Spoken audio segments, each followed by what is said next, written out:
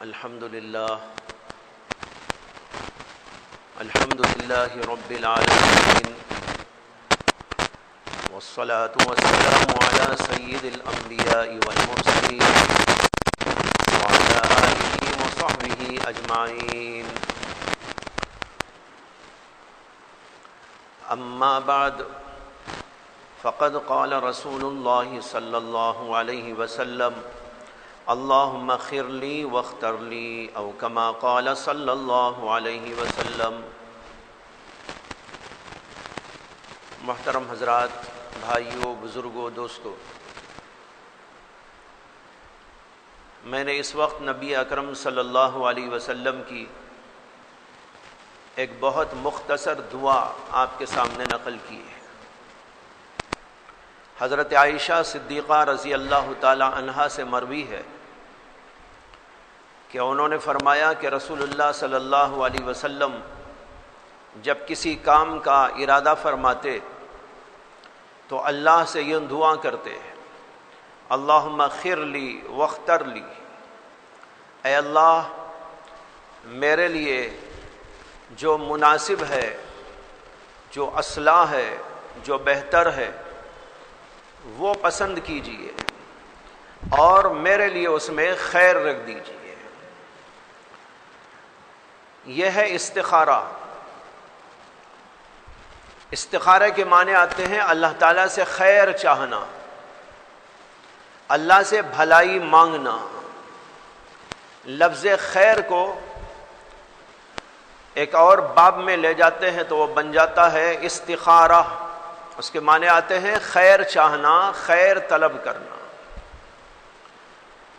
احادیث سے معلوم ہوتا ہے کہ جب بھی کسی انسان کو کوئی ضرورت پیش آئے، کوئی معاملہ درپیش ہو اور اس میں وہ متردد ہو، پریشان ہو، یا اس معاملے میں وہ چاہتا ہو کہ اسے خیر ہی خیر ملے، تو ایسی صورتوں کے اندر اللہ سے دعا مانگنی چاہیے۔ اسی کا نام ہے استخارہ۔ دنیا میں انسان کو بہت سارے معاملات پیش آتے ہیں اور نبی اکرم صلی اللہ علیہ وسلم نے ہمیں جہاں دین سکھایا ہے وہاں دنیا بھی سکھائی۔ جہاں دین کا خیر اللہ نے ہم کو دیا، اللہ کے نبی نے ہم کو دیا ہے، وہیں پر دینی خیر کا بھی اہتمام کیا اور ہمیں بتایا ہے کہ دنیاوی خیر کیسے حاصل کریں۔ دیکھیے دنیا ہے اور اس دنیا کے اندر انسان جیتا ہے تو مختلف حالات اس پر پیش آتے ہیں، مختلف مسائل درپیش ہوتے ہیں۔ ایسی صورت کے اندر وہ کبھی متردد ہو جاتا ہے، پریشان ہو جاتا ہے، میں یہ کام کروں کہ نہ کروں، یہ تجارت میں کروں کہ نہ کروں، فلاں جگہ میں شادی کروں کہ نہ کروں، فلاں مسئلے کو میں اختیار کروں یا نہ کروں، فلاں جگہ میں دکان کھولوں یا نہ کھولوں، وغیرہ وغیرہ بے شمار مسائل ہیں۔ جاب والوں کو مسئلہ پیش آتا ہے کہ کمپنی یہ بھی ہے میرے لیے، کمپنی وہ بھی ہے، جاب کہاں پر کروں، کسے میں ریسپانس کروں، اس کمپنی میں جا کر کام کروں یا اس کمپنی میں کام کروں، میں تجارت کرنا چاہتا ہوں تو کون سی تجارت کروں، کپڑے کی تجارت کروں کہ جوتوں کی تجارت کروں، چاول کی تجارت کروں یا کسی اور چیز کی تجارت کروں۔ لوگوں کے ذہنوں کے اندر مسائل پیدا ہوتے ہیں، ان کی زندگی کے اندر مختلف حالات پیش آتے ہیں۔ نبی اکرم صلی اللہ علیہ وسلم نے اللہ کی طرف سے ہمیں اس سلسلے میں بھی ہدایت دی کہ دنیا کے معاملوں کو تم کیسے حل کرو، دینی مسائل کو تم کیسے حل کرو۔ دنیا اور دین دونوں کی چیزوں کو اللہ کے نبی علیہ السلام نے سکھایا اور بتایا۔ جب ایسی صورتحال پیش آئے تو ایک کام تو یہ کرنا ہوتا ہے کہ لوگوں سے مشورہ کرو، تجارت والوں سے تجارت کے سلسلے میں مشورہ کیا جائے، اور تعلیم کے سلسلے میں اہل علم سے مشورہ کیا جائے، صنعت و حرفت کے بارے میں پیشہ ور لوگوں سے مشورہ کیا جائے۔ اس طرح دنیا کے مختلف کاموں پر جو لوگ لگے ہوئے ہیں اور اس کے اندر مہارت رکھتے ہیں، ایسے لوگوں سے مشورہ کرنا یہ بھی ایک اہم کام ہوتا ہے، لیکن جن سے بھی ہم مشورہ کریں گے وہ بہرحال ہم جیسے انسان ہوں گے، اور ان کو بھی تردد پیش آئے گا، اور ان کی بات بھی کوئی قطعی اور آخری اور حتمی نہیں ہو سکتی۔ تو مشورہ وغیرہ کر لینے کے بعد، اپنی تحقیق کو مکمل کر لینے کے بعد، انسان کو پھر یہ سوچنا ہے کہ بھائی میں بھی انسان ہوں، یہ لوگ بھی انسان ہیں، یہ ڈاکٹرز بھی انسان ہیں، یہ بیرسٹر بھی انسان ہیں، یہ انجینئرز بھی انسان ہیں، یہ پروفیسرز بھی انسان ہیں، مختلف مسائل کے جو ماہرین ہیں، ایکسپرٹس ہیں، وہ بھی بہرحال مجھ جیسے انسان ہیں، اس لیے ان کی بات آخری اور قطعی تو نہیں ہو سکتی۔ آخری اور قطعی بات کوئی ہو سکتی ہے تو وہ اس کی جانب سے ہو سکتی ہے جو مجھ کو بھی پیدا کرنے والا ہے، تمام انسانوں کو پیدا کرنے والا ہے، تمام کے تمام جنات اور فرشتوں کو پیدا کرنے والا ہے، تمام مخلوقات کو پیدا کرنے والا ہے۔ مجھے اس اللہ کی طرف رجوع کرنا ہے جو قدرت بھی بہت بڑی رکھتا ہے، علم بھی اس کا سب سے زیادہ ہے، اور ایسا علم جس کے اندر کوئی نقص نہیں، ایسا علم جس کے اندر جہالت کا کوئی گزر نہیں، ایسا علم جو بالکل پرفیکٹ اور حتمی اور آخری اور قطعی ہے، وہاں سے جو بات مجھ کو ملے گی وہ آخری ہوگی، وہ قطعی ہوگی۔ اب یہاں پر آ کر استخارہ ہوتا ہے، پہلے ہو گیا استشارہ یعنی مشورہ، مشورے کے بعد ہے استخارہ کہ اللہ سے اب مشورہ کرو، اللہ سے خیر کو مانگو۔ ایک حدیث میں آتا ہے کہ نبی اکرم صلی اللہ علیہ وسلم نے ارشاد فرمایا، ما خاب من استخار ولا ندم من استشار، جس آدمی نے استخارہ کیا وہ کبھی ناکام نہیں ہوتا، اور جو آدمی مشورے سے چلتا ہو وہ کبھی شرمندہ نہیں ہوتا۔ یہ دو جملے فرمائے نبی اکرم صلی اللہ علیہ وسلم نے کہ جو آدمی اللہ سے استخارہ کرتا ہے اپنے معاملات میں، اپنے حالات میں، اپنے مسائل میں، اپنے حوادث میں، اپنی پریشانیوں میں، وہ آدمی کبھی خائب اور خاسر نہیں، وہ آدمی کبھی ناکام نہیں، ضرور اس کو کامیابی ملتی ہے۔ اور جو آدمی مشورے کے ساتھ چلتا ہو، جو بھی بات ہو لوگوں سے مشورہ کرتا ہو، اہل علم سے مشورہ، اہل دین سے مشورہ، اہل مہارت سے مشورہ، تو ایسا آدمی جب ان سے مشورہ کر کر کام کرے گا تو اس کو شرمندگی کبھی نہ ہوگی، اس لیے کہ وہ ٹھیک راہ پہ گامزن ہو جائے گا۔ اس سے معلوم ہوا کہ استخارے کی کتنی بڑی اہمیت ہے اسلام کے اندر۔ ایک حدیث میں آتا ہے، اور یہ حدیث بہت سارے صحابہ سے بروی ہے، حضرت جابر بن عبداللہ رضی اللہ تعالیٰ عنہ فرماتے ہیں کہ نبی اکرم صلی اللہ علیہ وسلم ہم کو استخارے کی تعلیم دیتے تھے اس طریقے پر جیسے کہ کسی سورت کی تعلیم دیتے تھے، قرآن کریم کی سورتیں جیسے سکھاتے تھے، اور اس کی بڑی اہمیت ہوتی تھی، اس پر بڑی توجہ دی جاتی تھی، ایک ایک لفظ کر کر کے اللہ کے نبی علیہ السلام لوگوں کو سکھاتے تھے اور بتاتے تھے۔ حضرت جابر کہتے ہیں جس طرح سورت سکھاتے تھے قرآن کریم کی، اسی طرح ہم کو دعائے استخارے کی بھی تعلیم دیتے تھے، دعا سکھاتے تھے، استخارے کی دعا ایسا پڑھو۔ معلوم ہوا کہ بڑی اہمیت ہے، اور یہ ایک صحابی نہیں، تقریباً ایسی ہی روایت 10 صحابہ کرام سے بروی ہے، حضرت جابر سے، حضرت ابو بکر صدیق سے، حضرت سیدنا عبداللہ بن مسعود سے، حضرت سیدنا ابو سعید خدری سے، اور بھی کچھ صحابہ کرام ہیں۔ 10 صحابہ کرام سے کم از کم یہ حدیث ثابت ہے کہ اللہ کے نبی علیہ السلام ہم کو استخارے کی تعلیم دیتے تھے، اور یہ بھی بعض روایتوں میں آیا اس طرح تعلیم دیتے تھے جیسے کہ قرآن کریم کی سورت کی تعلیم دیا کرتے تھے، اور فرماتے تھے جب بھی تم میں سے کسی آدمی کو کوئی پریشانی پیش آ جائے، کسی بھی طرح کی پریشانی ہو، تو اس پریشانی کے موقع پر 2 رکعت نماز پڑھو اور پھر اس کے بعد یہ دعا پڑھو. یہ اللہ کے نبی صلی اللہ علیہ وسلم کی تعلیم تھی. 2 رکعت پڑھنا اور پھر دعائے استخارہ پڑھنا. دعائے استخارہ کچھ لمبی ہے. اللہم انی استخیرک بعلمک واستقدرک بقدرتک واسألک من فضلک العظیم فإنک تقدر ولا اقدر وتعلم ولا اعلم انک انت علام الغیوب. اللہم ان کنت تعلم ان هذا الامر خیر لی فی معاشی وعاقبت امری فاقدره لی ویسره لی ثم بارک لی فی وان کنت تعلم ان هذا الامر شر لی فی معاشی وعاقبت امری فاصرف عنی واصرفنی عنہ واقدر لی الخیر حیث کان ثم رزقنی بہ. یہ پوری دعا ہے.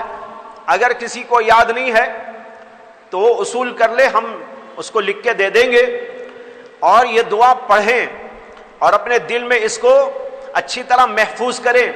اللہ کے نبی علیہ الصلاۃ والسلام حضرات صحابہ کو اس طرح یہ دعا کی تلقین کرتے تھے اور سکھاتے تھے جیسے قرآن کریم کی صورتیں سکھاتے تھے. معلوم ہوا کہ بڑی اہمیت ہے اس کی.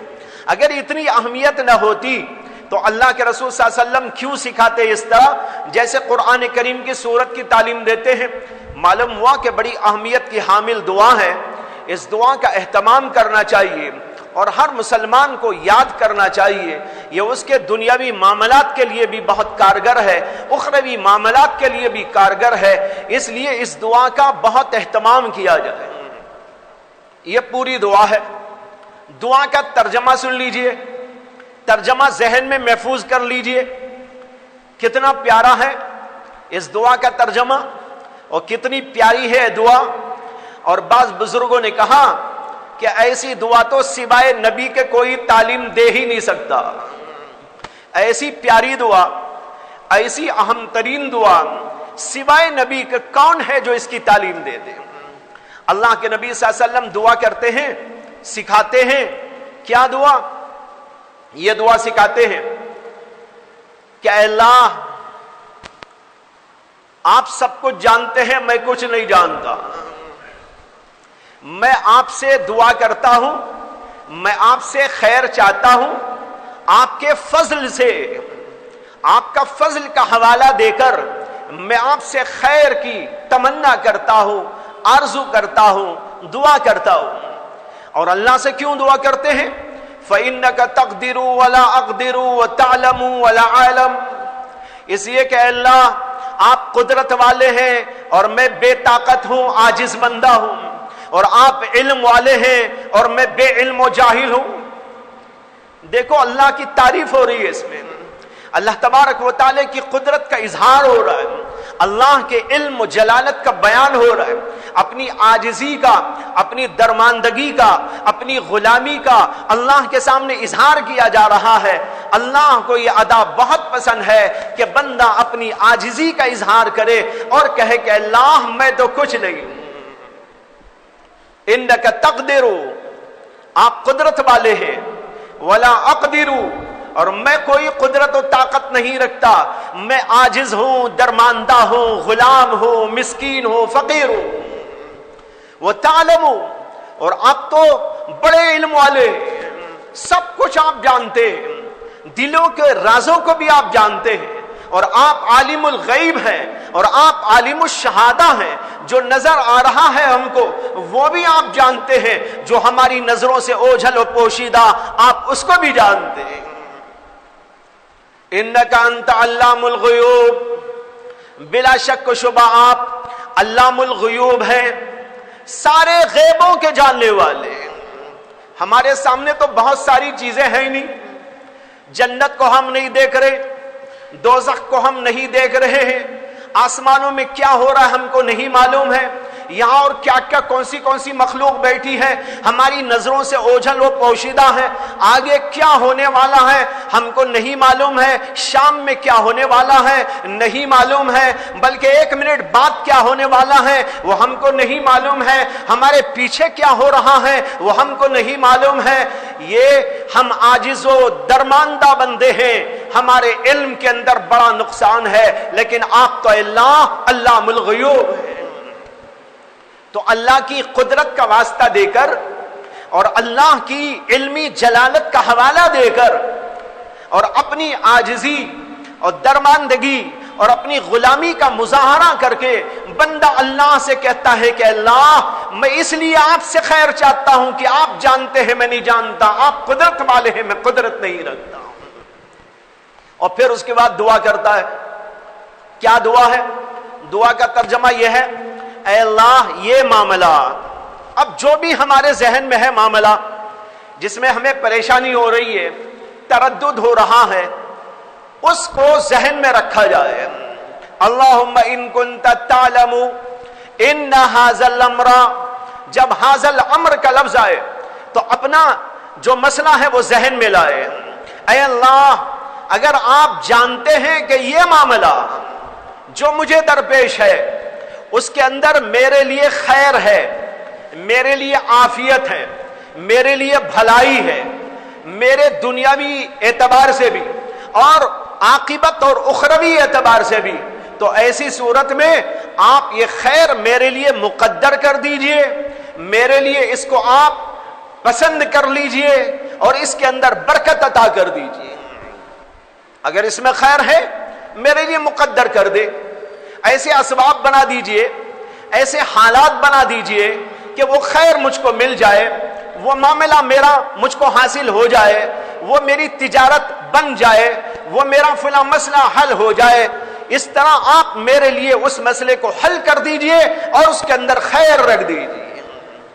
وَإِن كُنتَ تَعْلَمُ إِنَّ هَذَا الْأَمْرَ شَرٌّ لِّي، اور اے اللہ اگر آپ یہ جانتے ہیں کہ یہ خاص معاملہ میرے لیے بھلائی والا نہیں ہے، اس کے اندر میرے لیے کوئی شر ہے، اس کے اندر میرے لیے اچھائی موجود نہیں ہے، میں تو نہیں جانتا آپ جانتے ہیں، اس کے اندر اچھائی ہے کہ برائی ہے، اچھائی ہے تو مقدر کر دینا، اگر اس میں کوئی شر ہے برائی ہے تو اے اللہ دنیاوی اعتبار سے برائی ہے تو بھی اور آخرت کے اعتبار سے برائی ہے تو بھی، دونوں صورتوں کے اندر اس کو میرے سے پھیر دیجئے اور مجھ کو اس سے پھیر دیجئے۔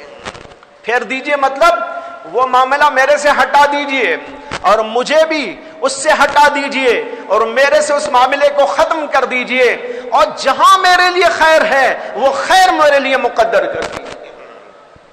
کیا پیاری دعا ہے، جچے تلے الفاظ کے اندر اللہ کی قدرت کا بیان، اللہ کی جلالت و عظمت کا بیان، اپنی عاجزی و درماندگی کا بیان، اپنی غلامی و پستی کا اظہار، اور پھر اللہ سے دعا، خیر ہے تو اے اللہ مقدر کر دیجئے اور شر ہے تو مجھ کو اس سے دور کر دیجئے اور اس کو میرے سے دور کر دیجئے۔ یہاں پر 2 لفظ فرمائے، اگر یہ خیر ہے معاملہ تو میرے لیے مقدر کر دینا۔ علماء لکھتے ہیں مقدر کر دینے کا مطلب یہ ہے کہ میرے حق میں اس کا فیصلہ کر دیجئے کہ وہ چیز مجھے حاصل ہو جائے، اور اس کے جو اسباب ہو وہ اسباب پیدا کر دیجئے، اس لیے کہ جب اللہ کسی چیز کا فیصلہ کرتے ہیں تو اس کے اسباب بھی خود پیدا کر دیتے ہیں۔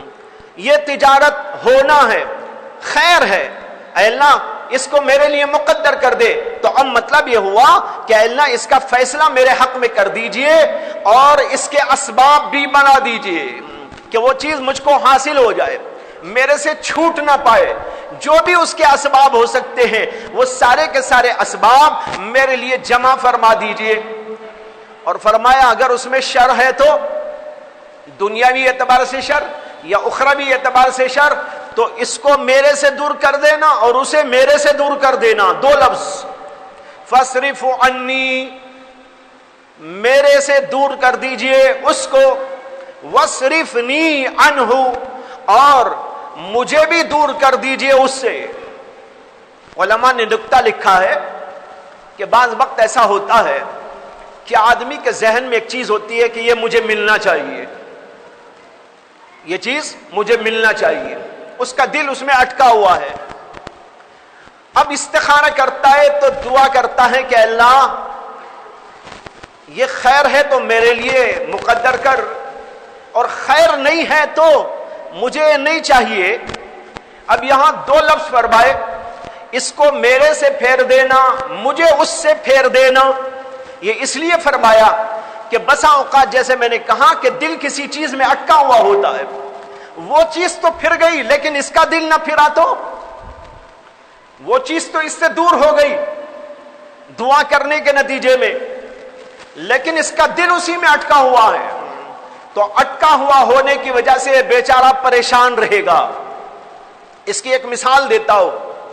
ایک نوجوان ایک جگہ شادی کرنا چاہتا ہے، فلاں لڑکی سے میری شادی ہو.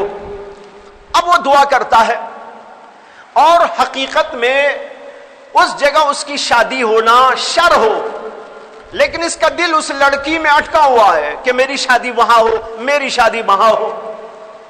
اب دعا کر رہا ہے تو اس دعا میں دو لفظ اس لیے فرمائے کہ اللہ اسے میرے سے دور کر دے، مجھے اس سے دور کر دے. اس کو میرے سے پھیر دے، مجھے اس سے پھیر دے. دونوں پھر جائیں گے تو قصہ اچھا رہے گا، اور اگر ایک پھر گیا دوسرے کا دل نہیں پھرا تو مسئلہ یہ ہوگا کہ وہ چیز تو اسے نہ ملے گی لیکن یہ دن رات پریشان رہے گا، دل اسی میں اٹکا ہوا ہے. اب سوچو اللہ کے نبی صلی اللہ علیہ وسلم کی دعا میں کتنی باتوں کی رعایت ہے. یہ ایک مثال ہے سمجھانے کے لیے، چونکہ ایسے واقعات پیش آتے رہتے ہیں، لوگ بتاتے رہتے ہیں، اس لیے میں عرض کر رہا ہوں کہ یہ مسئلہ کتنا اہم تھا کہ اللہ کے نبی علیہ السلام نے یہ فرمایا اس کو میرے سے پھیر دینا اور مجھے اس سے پھیر دینا.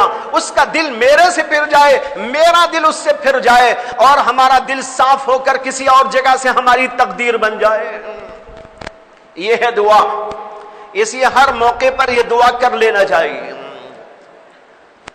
اس دعا کی تعلیم کا خلاصہ پہلے سمجھ لیں کیا ہے. دین اسلام ایسا دین ہے جو یہ چاہتا ہے کہ بندے کا تعلق اللہ سے ہمیشہ جڑا رہے، ہر موقع پر بندہ اللہ کی طرف رجوع کرتا رہے.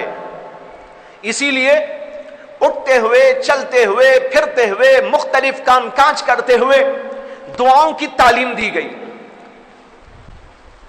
کھڑے ہونے پر دعا، بیٹھنے پر دعا، چلتے ہوئے دعا، کسی سے بات چیت کرتے ہوئے، کسی سے ملاقات کرتے ہوئے، کہیں سلام کا طریقہ، ایسے ہی کھانے پینے کے وقت کی دعائیں، سونے کے وقت کی دعائیں، اٹھنے کے وقت کی دعائیں، اور مختلف جو ہے دعائیں تلقین کی گئی.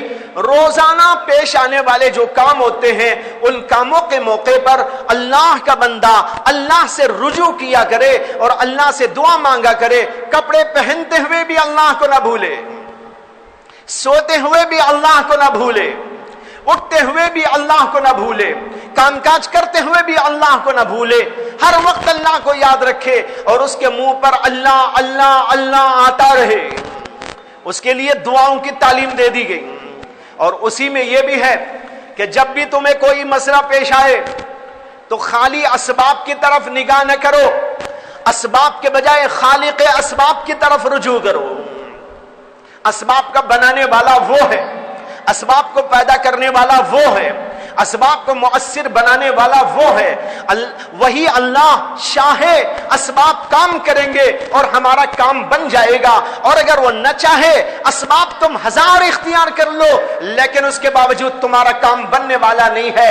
اس لیے جب بھی تمہیں کوئی پریشانی پیش آئے، کوئی تردد والا معاملہ پیش آئے، کوئی نئی تجارت تم شروع کرنا چاہتے ہو، کوئی نیا مسئلہ تمہارے سامنے درپیش ہو، چاہے وہ شادی کا مسئلہ ہو، بیٹی کی شادی کا مسئلہ، بیٹے کی شادی کا مسئلہ، یا کوئی تعلیم کا مسئلہ، یا کوئی تعلم کا مسئلہ، یا کوئی اور دنیاوی امور و معاملات، یا اسی طرح دینی معاملات میں بھی کچھ ایسے معاملات ہیں کہ ان کے اندر بھی کبھی ضرورت پڑتی ہے مشورہ کرنے کی اللہ سے، ایسے ہر موقع پر اللہ کی طرف رجوع کرو.